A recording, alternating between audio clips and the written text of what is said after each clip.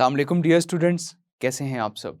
My name is Rayan Malik and I am here to teach you physics class 9th. In this lecture, we are going to solve exercise questions of chapter number 3. So now let's move towards the screen. Define the following terms: inertia, momentum, force, force of friction and centripetal force. तो first of all discuss करते हैं inertia को। Inertia एक body की internal property होती है जो कि रेजिस्ट करती है किसी भी चेंज के लिए, कि वो ये चाहती है कि वो अपनी उसी स्टेट में रहे जिस स्टेट में वो पहले मौजूद थी, whether it is on rest or motion. So we can define it as inertia is that characteristic of a body due to which it resists any change in its state of rest or of uniform motion in a straight line, and it depends on the mass of a body. For example, the inertia of truck is greater than car because the mass of truck is larger than the mass of a car. Now the next term, which is momentum. So momentum एक body की ऐसी quantity है जो कि मास और velocity के product करने से ऑब्टेन होती है. So the quantity of motion of a body it possesses due to its mass and velocity. So it's called momentum. And the formula of momentum is P is equals to mv and its unit is kilogram meter per second. And it is a vector quantity. Now the next term is force. तो force क्या है? Force एक ऐसी property है जो कि एक body को मूव करवाती है, स्टॉप करवाती है या फिर उसकी डायरेक्शन भी चेंज करती है. So we can define it as that force is the agency which moves or tends to move, stop or tends to stop the motion of an object in a straight line.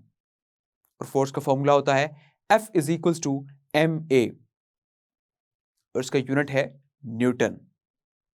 Now the next term force of friction. तो वो force जो कि किसी भी motion को oppose करती है, रोकती है, उसे हम कहते हैं force of friction. The force that opposes the motion of an object is called force of friction. Now the next term is centripetal force. तो वो फोर्स जो कि एक ऑब्जेक्ट को सर्कल में मूव करवाती है उसे आप कहते हैं centripetal force. So the force that keeps a body to move in a circle is called centripetal force. और इसका फॉर्मूला होता है Fc is equals to mv square over r. Now the next question 3.3, what is the difference between mass and weight, action and reaction, sliding friction and rolling friction? तो इनमें क्या difference है ये आपने एक्सप्लेन करना है. तो फर्स्ट ऑफ ऑल हम मास और वेट के डिफरेंस को एक्सप्लेन करते हैं. That mass of a body is the quantity of matter possessed by a body. तो कोई भी बॉडी जो एक क्वांटिटी पोजेस करती है उसे हम कहते हैं कि वो उस बॉडी का मास है. And weight is the gravitational force acting on a body is called as weight. So mass जो है ये एक स्केलर क्वांटिटी है और weight एक वेक्टर क्वांटिटी है. और mass को हम रिप्रेजेंट करते हैं m से और weight को आप रिप्रेजेंट करते हैं w से. और mass जो है ये जगह के साथ साथ चेंज नहीं होता, लेकिन weight जो है वो जगह के साथ साथ चेंज होता है. सो हम लिखेंगे it does not change with change of place and weight changes with the change of place. mass का यूनिट होता है किलोग्राम और weight का यूनिट होता है न्यूटन. सो ये था mass और weight के दरमियान difference. Now action and reaction. Action वो फोर्स है जो कि एक फर्स्ट बॉडी अप्लाई करती है सेकंड बॉडी पर, तो उस फोर्स को हम कहते हैं एक्शन फोर्स. उसके रिजल्ट में जो सेकंड बॉडी फर्स्ट बॉडी पर जो फोर्स अप्लाई करती है तो उसे आप कहते हैं reaction force. So we can define it as The force exerted by first body on the second body is called action, and the force exerted by the second body in the response on the first body is called reaction. Like force exerted by book on the table is called action, and the force exerted by the table on the book is the reaction. Now, what is the difference between sliding friction and rolling friction? तो जब दो bodies के दरमियान में ऐसी force हो जो कि इनके स्लाइडिंग मोशन को अपोज कर रही हो तो उसे आप कहेंगे sliding friction.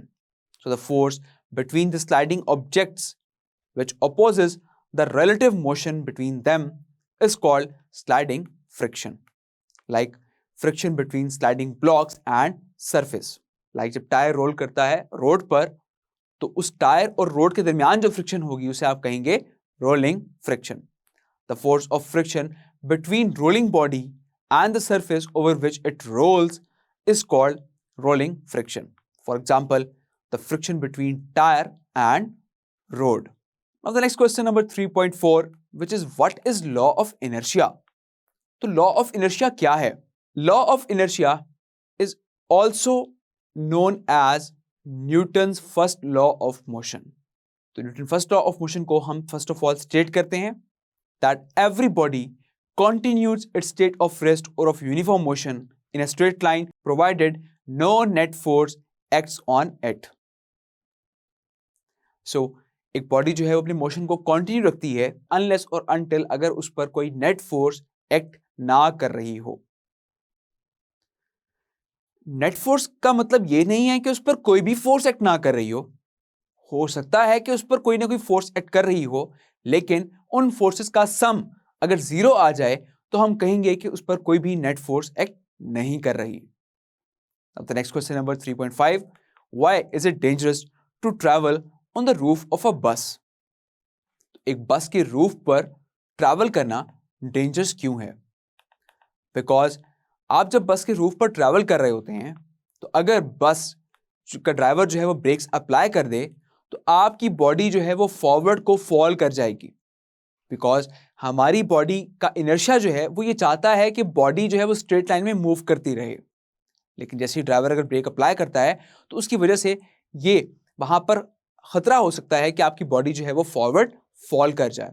So it is dangerous to travel on the roof of a bus because when the driver applies the brakes the passenger on the roof may fall due to the inertia, and due to inertial property the passengers on the roof of a bus want to continue their motion with the bus and they can fall due to inertia. Now the next question number 3.6, why does a passenger move outward when a bus takes a turn? कि जब एक बस turn लेती है तो एक passenger जो है वो आउटवर्ड क्यों मूव करता है? जैसा कि एक बस टर्न ले रही है तो आपने अक्सर देखा होगा आप इस तरफ को गिर रहे होते हैं.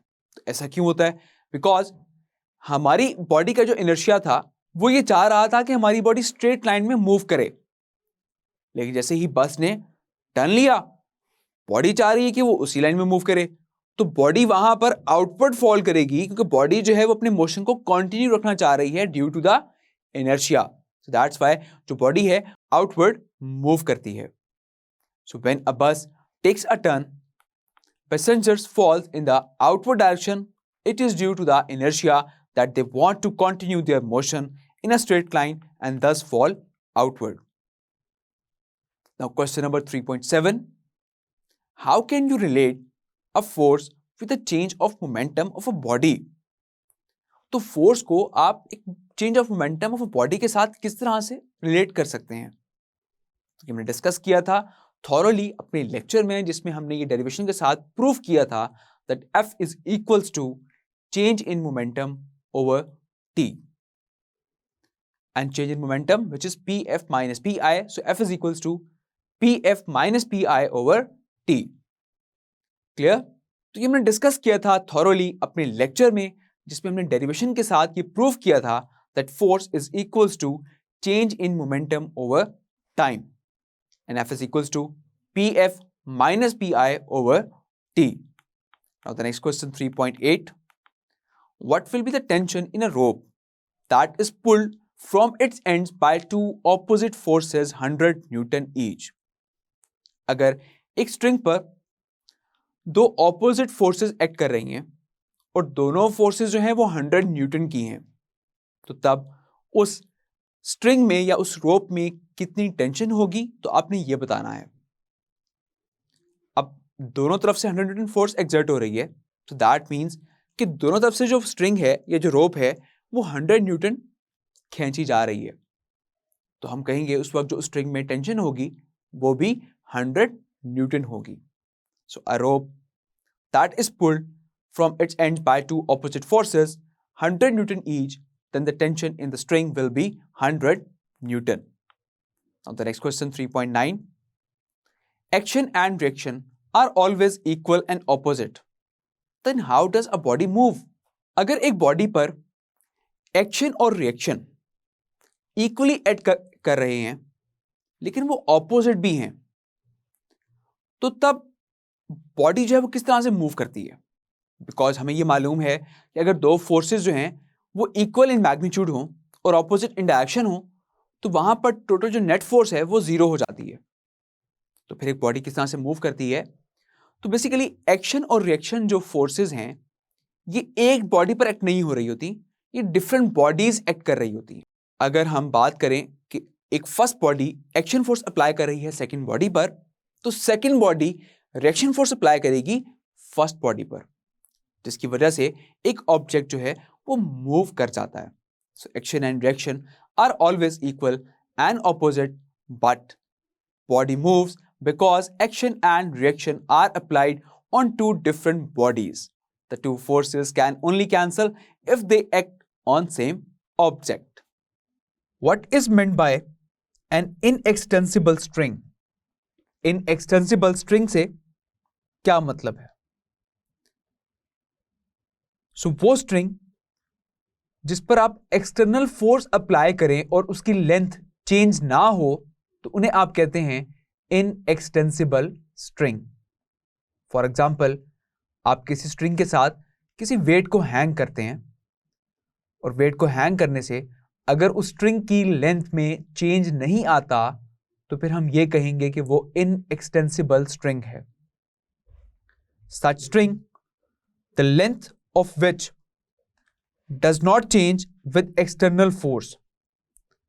तो वो स्ट्रिंग जिसकी लेंथ जो है वो एक्सटर्नल फोर्स के साथ चेंज ना हो सके, तो उसे आप कहते हैं inextensible string. Now another question. Why the riders of coaster cars do not fall out of it? तो एक कोस्टर कार से राइडर्स जो हैं वो बाहर को क्यों नहीं गिरते? बिकॉज जब एक राइडर एक कोस्टर कार में एक सर्कुलर ट्रैक में एक लूप में मूव कर रहा है, तो ट्रैक जो है वो वहां पर उसको एक सेंट्रीपिटल फोर्स प्रोवाइड करता है जो कि उसको प्रिवेंट करता है कि वो उस सर्कल से बाहर मूव ना करे. So we can write the answer as, while the coaster's car move around the loop, the track provides centripetal force preventing them to move away from the circle. Clear? Now the last question. What is cold welds? Cold welds क्या होते हैं? Cold welds simply वो contact points होते हैं दो surface के दरमियान में कि जहां पर फ्रिक्शन की वजह से एक ऑब्जेक्ट स्लाइड नहीं कर रहा होता. So the contact points between the two surfaces form cold welds and these cold welds resist the surfaces from sliding over each other. Clear? I hope ये शॉर्ट क्वेश्चंस आपको बहुत अच्छे से क्लियर हो गए होंगे. तो अपना बहुत सारा ख्याल रखिएगा. See you in the next lecture. Till then take care. अल्लाह हाफिज.